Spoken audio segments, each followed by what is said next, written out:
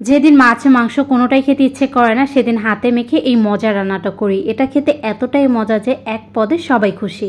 প্রথমে আমি 1 কাপ মসুর ডাল নিয়ে নিলাম, আর এটা কিন্তু মসুর ডাল দিয়ে খেতে অসম্ভব মজা হয়, তাই মসুর ডাল দিয়ে রান্নাটা করার চেষ্টা করবেন। তারপর একটি মিষ্টি আলু আর একটি আমি গোল আলু দিয়ে দিলাম।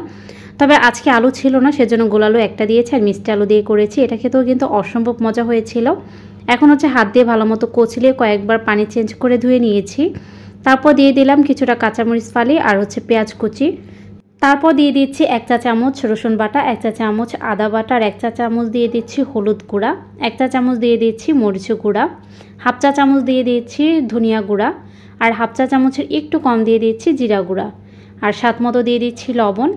আর এখন দিয়ে দেব তেল পরিমাণ মতো। গোটা কিছু মশলা দিয়ে দিচ্ছি। এখানে দিয়েছি একটি দারচিনি আর 2টা এলাচ, একটি বড় তেজপাতা এভাবে হাত দিয়ে চিড়ে দিয়ে দিচ্ছি। তারপর ভালো মতো হাত দিয়ে আমি এটাকে মেখে নিচ্ছি। আর যত ভালোভাবে মাখা হবে ততই কিন্তু এটা টেস্ট বেড়ে যাবে।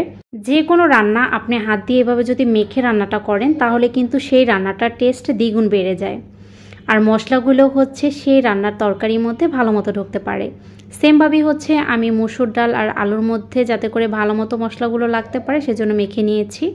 আর এখন পরিমাণ মতো পানি দিয়ে আমি এখন এটা রান্নাতে বসিয়ে দেব। তো প্রথম পর্যায়ে আমি এটাকে বলক তুলে নেব, তারপর ঢেকে দেব। প্রথমে ঢেকে দেব না, তো তারপরেই তো ঢেকে দেওয়ার পরে কিছুক্ষণ অপেক্ষা করার পর যখন পানিটা একটু শুকিয়ে এসেছে তারপরে কিন্তু আমি নেড়েচেড়ে আবারও পানি অ্যাড করে দিচ্ছি। আর এভাবেই কিন্তু আমি এই ডালটাকে ভালো মতো কষিয়ে নেব। আর এই কষানোর মধ্যেই কিন্তু ডালটা পুরোপুরি সেদ্ধ করে নিতে হবে। আর আমি এই ডালটা কিন্তু একেবারে ভেঙে ফেলবো না, এভাবে একটু আস্ত রাখবো। আপনারা চাইলে ভেঙে নিতে পারেন, তবে কিন্তু আস্ত রাখলে এই রান্নাটা খেতে ভালো লাগে। এখন পানি অ্যাড করব। এখানে প্রায় 1.5 কাপ পানি আমি অ্যাড করেছি। তারপর ডালটাকে একটু বলক তুলে নেব। আর এরই মধ্যে আমি ডিমটাও ভেজে নিচ্ছি। এখানে একটি বাটির মধ্যে কিছুটা পেঁয়াজ কুচি নিয়ে নিলাম, দিয়ে দিচ্ছি 2টা ডিম। তবে আপনারা চাইলে একটি ডিম দিয়েও করতে পারবেন। তারপর 1 চিমটি লবণ আর হাফ চা চামচ মরিচ গুঁড়া দিয়ে দিলাম। আর এখন ডিমটাকে ভালো মতো ফেটিয়ে নিচ্ছি। তারপর চুলায় একটি ফ্রাই প্যান বসিয়ে দিলাম, তার মধ্যে দিয়ে দিচ্ছি পরিমাণ মতো রান্নার তেল। আর এখন ডিমটা দিয়ে ভালো মতো ভেজে নিচ্ছি। চারপাশে এভাবে ছড়িয়ে দিলে কিন্তু ডিমটা ভালো মতো ছড়িয়ে যাবে, পরিমাণটাও কিন্তু বেশি হবে। এখন ডিমটাকে এভাবে ভাজ করে নিচ্ছি। আর ভাজ করে নেওয়ার পরে আমি কেটে নেব, তবে আপনাদের ইচ্ছে মতো আপনারা কেটে নিতে পারেন। আর এখন ডালটা যখন বলক চলে এসেছে এ পর্যায়ে ডিমগুলো দিয়ে দিচ্ছি। এটা কিন্তু ব্যাচেলর ভাই ও আপুদের জন্য বেস্ট একটা রেসিপি হতে পারে। একবার হলেও কিন্তু এই রেসিপিটা ট্রাই করে দেখতে পারেন।